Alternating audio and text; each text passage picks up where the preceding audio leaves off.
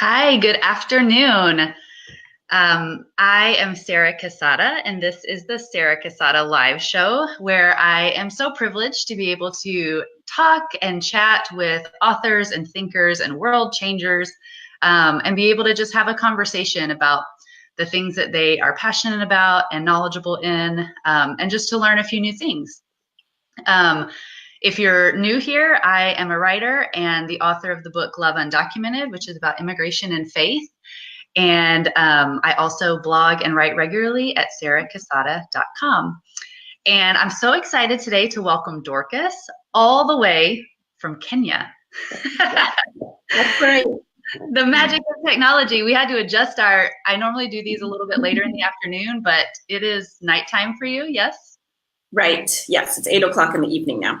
Oh yeah, so it was going to push it like pretty late. So I'm really glad that you were able to join us, and I'm excited to chat with you.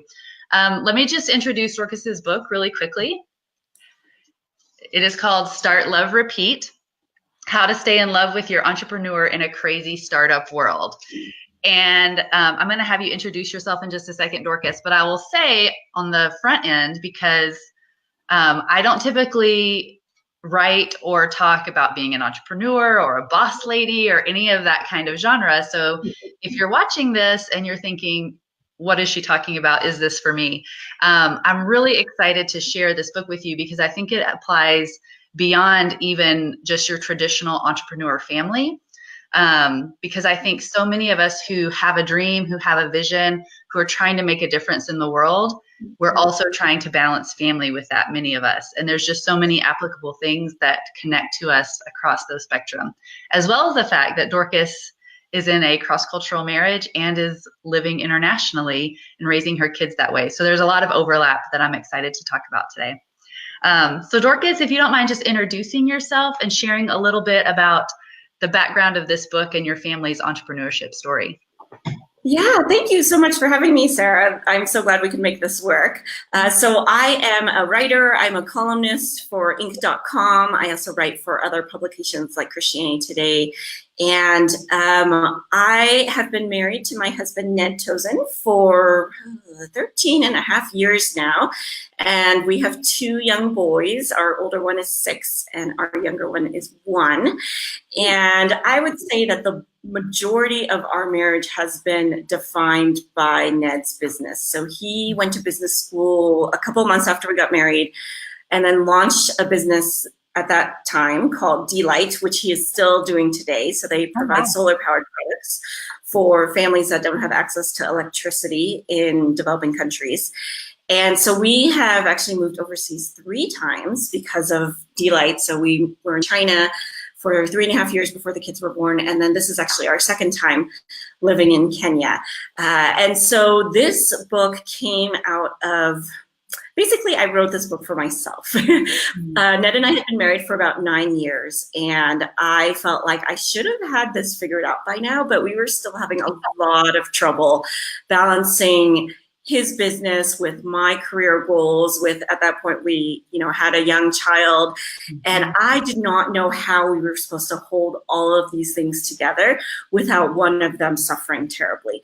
And there had been a lot of conflict and resentment and struggles and exhaustion through all of that and hard decision making. And so I wanted to find the best advice out there for couples that are struggling with this, whether or not they're entrepreneurs, just anybody who is passionate about what they do and also has a family.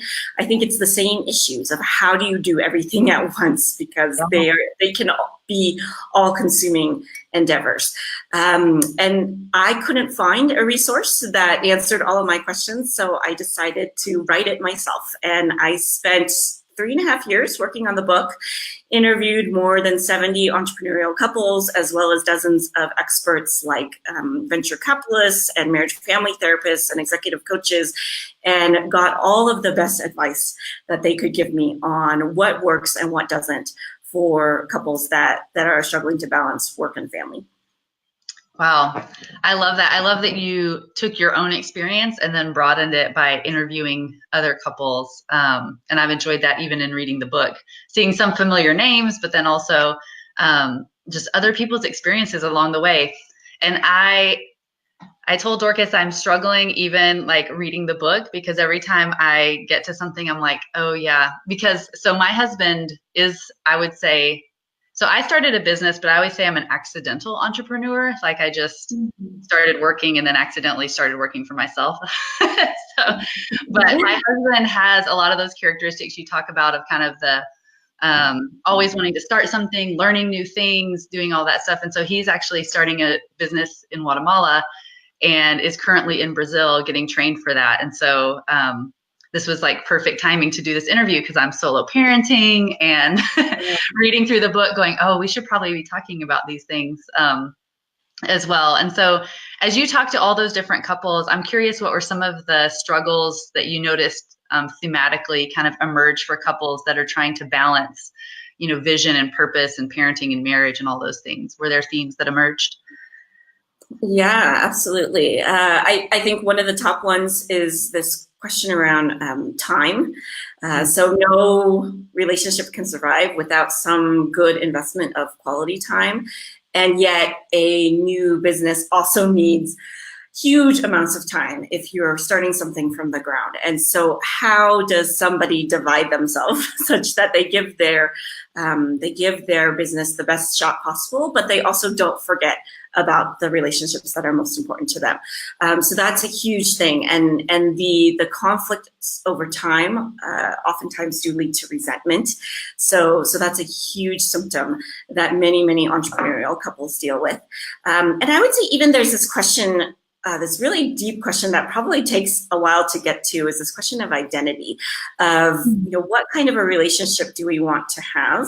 Am I a person who's going to be defined by what I do, or will I try to find this way to thread the needle where what I do is what I love, but also I don't forget about the people and the relationships in the community around me that I love as well, and that are very much a part of who I am. And I find that entrepreneurs who get very wrapped up, completely wrapped up in their work are much more likely to neglect those relationships and not prioritize them, and that can lead to a lot of pain and heartache.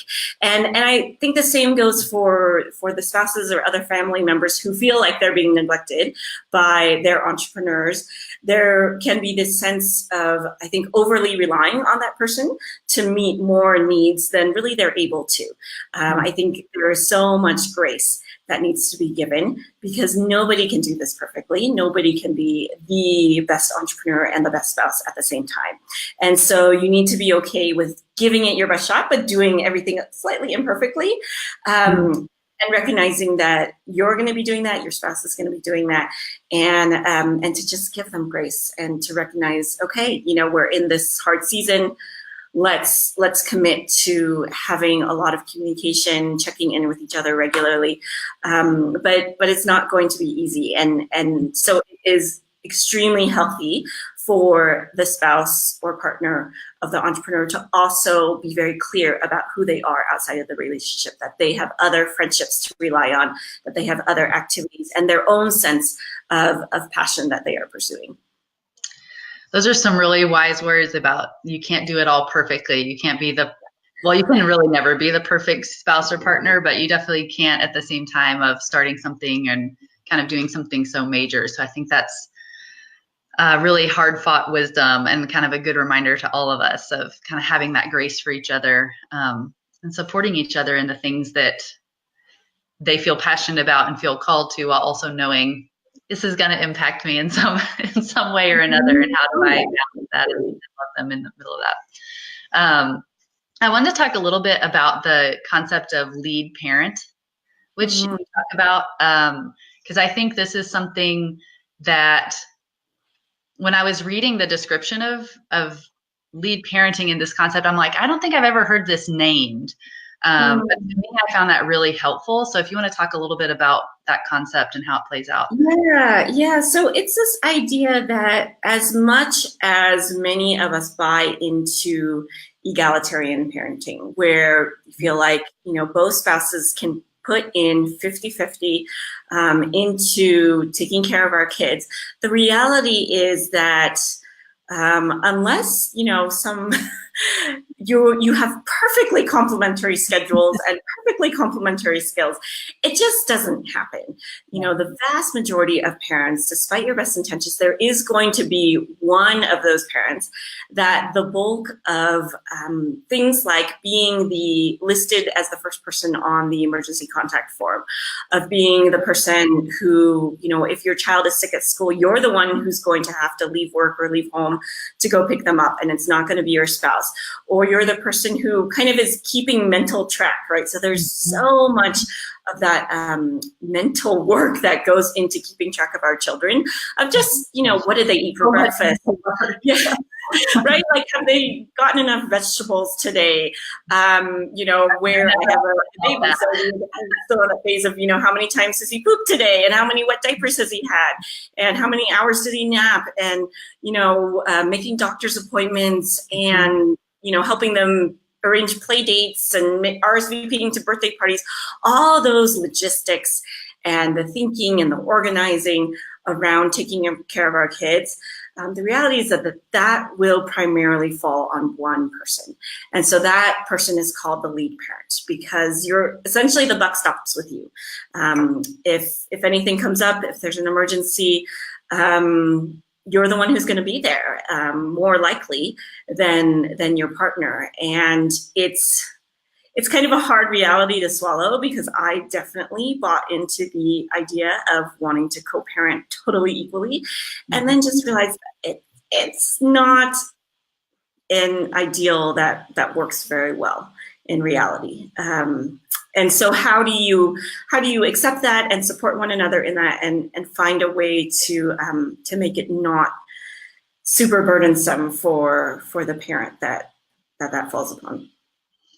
Yeah, I think that's really I just really appreciated having some language around that, because I do think, yeah, I mean, I would say in our own family, like, we're both super involved parents and all these things, but there is always these elements of, like, who's responsible for what, and how do we even frame that, to make sure it's the both and, right? We don't want balls to drop, but we also don't want to be doing double work, because we're both doing everything, trying to keep up. And I feel like, especially as our kids have gotten into school with all the folders to check and sign up geniuses to respond to, it's trying to figure out, like, how do we navigate all of that really well and communicate so that, our kids don't feel like things are all in chaos, but also that we know kind of who's doing what. And that, yes, sometimes that tends to fall on one parent. And just being able to name that, I think, can really help. I'd love to know kind of some of the practical tools or steps that you found through your conversations with others, as well as your own experience, to kind of help couples stay on the same page. Things that you found that have worked well. So every single therapist and coach I talked to mentioned the idea of agreements, and agreements are really, really important between couples. They're not easy, but essentially they're commitments that you make to one another about how are you going to relate to each other, how are you going to communicate with each other, how much time are you going to spend to each other, if this happens, how will I respond, and how are we going to be taking care of one another. And so agreements are, they're just that. They're formal. I talked to one couple that would actually record every single agreement that they made, and then they would print it out and they would sign it. And it was like a contract, and then they would revisit it every 6 months. And it seems a little bit ridiculous, because I think most of us want to feel like we just know what our partner is thinking, and we're just so in tune with each other, and our hearts are one. And but that just isn't the case, right? And especially when you're busy, when you both have a lot going on, it's so easy to make assumptions about what the other person is thinking or what their expectations are. And so to lay that out there and to be really specific, even to the point of, we will commit to having a 2-hour date night every week, or if we have a conflict, we will talk about it or apologize to one another within 12 or 24 hours. Because the more specific you are, it actually helps take future conflict off the table, because everyone's going to forget. It will happen at some point that you will forget what it is that you committed to your spouse. And if you have it written down, if it's something that you can go back to, then you both realize, okay, this is what we agreed to. And so there isn't that conflict anymore. And then we can figure out, why aren't we able to keep to this agreement? Does it need to change? Do we need to change our behavior? So agreements is a really, really key one. Another one is quality time and setting boundaries. So boundaries are hard, especially nowadays when everyone has their phone and their laptop and you can go anywhere and work anytime. But research is very clear that we need breaks, that our mind needs breaks, our body needs breaks, and the harder we work and the longer we work, the less effective we will be. And so just for the sake of your work, it totally makes sense to take breaks and to set boundaries and to have time where it's not just that you're, setting aside your phone but still thinking about work, but it's actually time where you're not thinking about work, which can be very difficult. But I think focusing on family and people you love is an excellent antidote to trying to get your mind off of work. And so setting those boundaries of time, setting boundaries of physical space, like creating spaces in your home where there is no work that is done. So Ned and I have an agreement that we don't do any work in our bedroom. So the phones don't go in there, our laptops don't go in there. I think the most we'll do is we'll read in bed or we'll talk with each other, because we want to keep that as a space that is just a personal space. And that's been really helpful for us.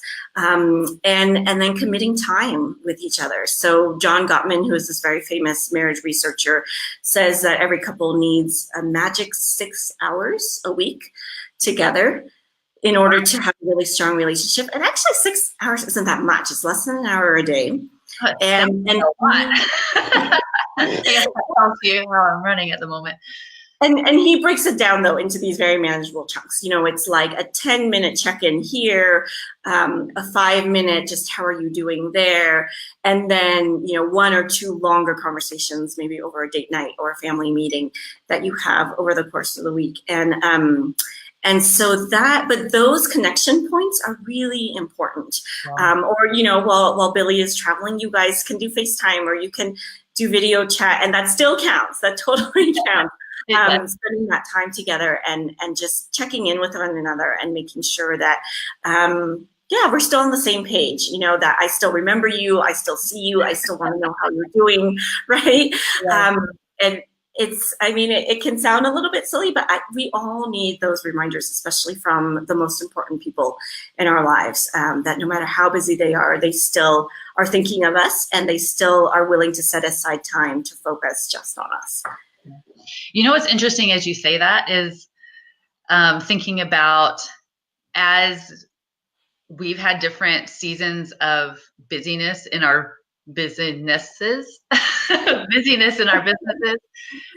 it's like, even when we check in, what we're asking the other person is kind of like, how are things going with your work?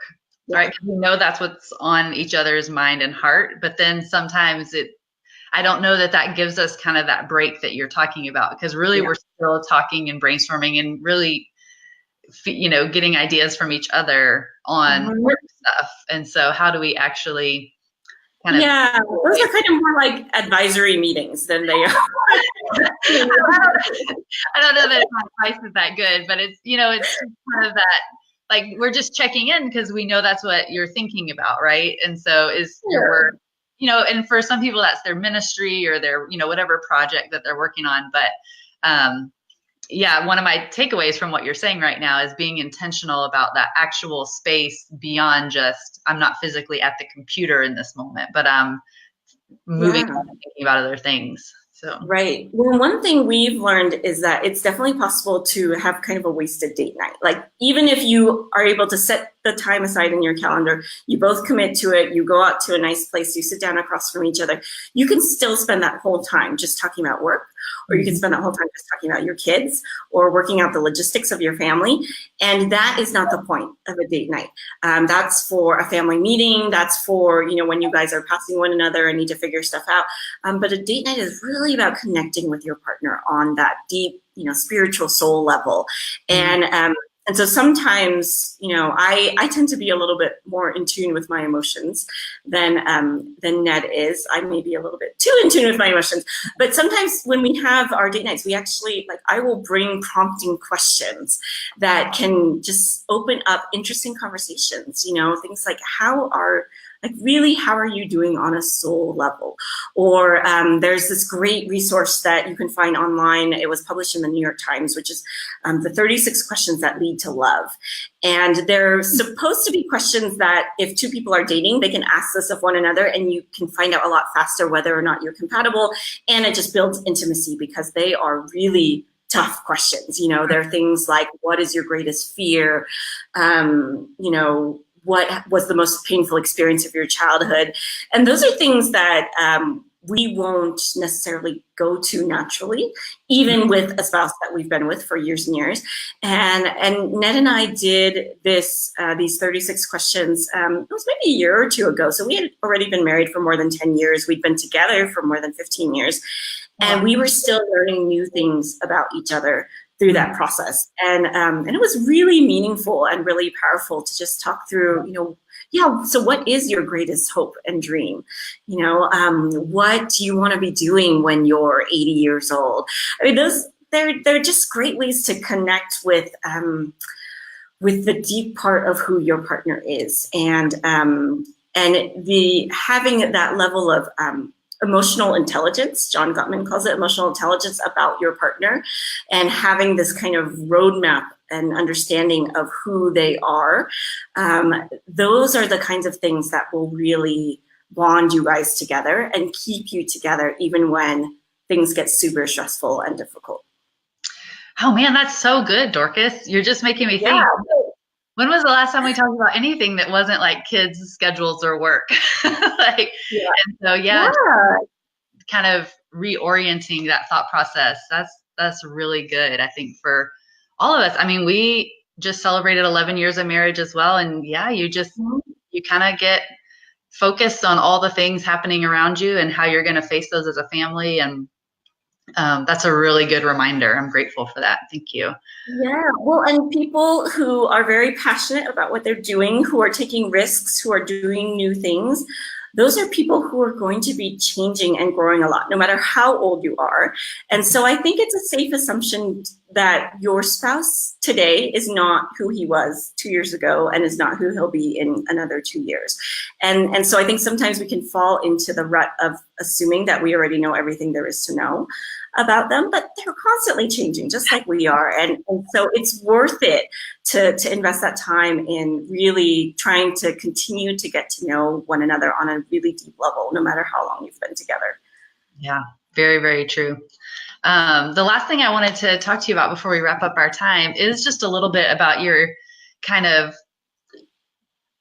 positives and challenges of living in Kenya, kind of how that's been for your kids, and just a little bit about that sort of family cross-cultural experience that you guys have embarked on recently for the third time, you said. Yes. Well, I will say that kids are definitely super resilient and very adaptable. And so I so admire, especially our older son. Our younger one, he just turned 1, so he doesn't really know what's going on. He's just happy to be with his parents and his brother. But the older one, he left behind his friends, his relatives. We, barely knew each other coming here, except for the colleagues that my husband works with. And so we've done this now twice, bringing our son to Kenya, and both times he just jumped right in and made friends right away, and really had an appreciation for the wonderful things that new countries and environments can offer that we can't necessarily get at home. So he's 6 years old now, and I think we've taken him on 5 or 6 safaris, which is pretty amazing for a 6-year-old, you know, and we were counting that I think he's already been to 7 countries. And it will be 10 before the end of the year because we have some travel coming up. And so we just love being able to expose him to all of that at a young age. And I love how, you know, the vast majority of his friends here are African. And we can talk very openly about, you know, people with brown skin versus people who have lighter skin. And racism has come up quite a bit in our family, and colonialism, and all these things that I think if we were living in our very comfortable American suburban bubble, and we did live in a very diverse community in the US, but there is something about being in an environment where you are clearly in the minority, and where you are stepping into a new culture and needing to respect that, it forces you to confront issues that you wouldn't necessarily have to if you were very comfortable. And so I think that is only going to be good for our children. And so in that regard, it's great. I would say the logistics of having kids overseas is super complicated, and that part I do not enjoy, you know. So like our older son is a super picky eater. Grocery stores here, there are great grocery stores, but they're just not consistently stocked. And so, you know, he is an avid cereal eater, and there's only, I think, 4 or 5 types of cereals in the world that he is willing to eat. And so I am just constantly going to the grocery store looking for them because, you know, Cheerios could be here 1 week and then they could disappear for a month. And it's really, really frustrating. Or, you know, finding stuff for the baby. Here, like, a lot of stuff is imported, and so it may be 2 or 3 times the cost of what we would pay in the US, and so that gets really frustrating and painful to have to pay that much. And of course I worry a lot about our kids. You know, every time the baby has a fever and we take him to the doctor here, which unfortunately has happened multiple times since we've moved, one of the first questions the doctor asks is there any chance he could have malaria? And I just hate having to deal with those kinds of realities, and I know that that's what, you know, many African parents have to deal with. But it's terrifying. It's terrifying to know that you're exposing your children to new risks that they didn't have to be exposed to, except that you as parents made this choice to move them to a place that had these risks. My husband is totally thriving. He loves being in cross-cultural environments. He is mixed himself. He's half Turkish, half Jewish. He married a Chinese-American woman. So he kind of can make it work everywhere he goes. But for me, it's been a complicated experience. You know, I feel like I have learned so much about how the world works, about how other cultures work.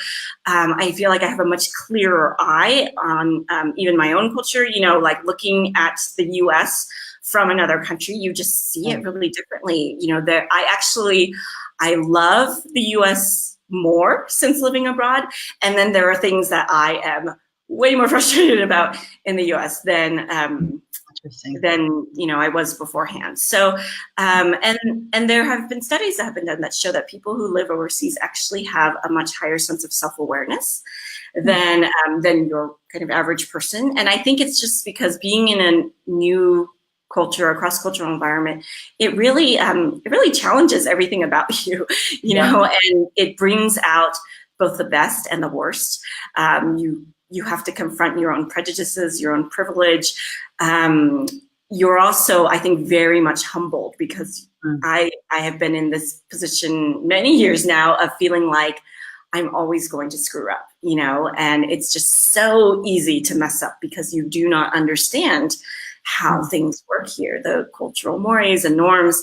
And, you know, I am a people pleaser, and yet I am constantly offending people when I'm in other countries. And so you realize like there are things that you just have to sort of let go of, give yourself a lot of grace. And it has taught me to give other people a lot more grace as well. You know, the things that really frustrate a lot of Americans, I totally get it. And then at the same time, you realize, hey, you know, like We're living in a city where there's power outages all the time. Sometimes the water's cut off and there's riots and the roads get closed without any notice. And, you know, wild animals can be rampaging through the city, like wild carnivorous animals that can eat people are going through the city. And so it just puts life in perspective after a while. Of, you know, there are a lot of things that are not worth complaining about and not worth getting upset about. I would rather use my energy to focus on positive things and productive things, and then let go of some of those other things that just aren't as important. I feel like that's like the perfect summary of both living cross-culturally and being married. And all, yeah. A lot of grace, a lot of self-awareness, a lot of just flexibility and understanding. It's all really interconnected, and as much as we want things to go perfectly in all realms, it just rarely works out that way. And so the more we can kind of flex those muscles of grace and generosity of spirit, I think we see a lot more. Right. And to know that there is something to be gained from every experience, no matter how hard it is, there is at least a kernel of wisdom or maturity or something that you will get out of that experience. And so to look for those things and really try to make the most of them. Absolutely. Thank you so much, Dorcas. This has just been, I feel like I want to go back and watch this video and take notes, because there's so many wise and wonderful things. So I appreciate that so much. Again, let me just show the copy of her book, because you should read it, Start, Love, Repeat. And I'll actually post in the comments, because I'm doing a giveaway of books from all the interviewees this fall. This is our last episode of this fall of the Sarah Casada live show, and it's been so fun talking to so many people. And I want to share their books, so you can enter to win at that link in the comments. So I will add that as well. Thank you so much, Dorcas. You have a wonderful evening. Yeah, thank you, Sarah. It's been so great. You have a great day. You too. Bye. Bye.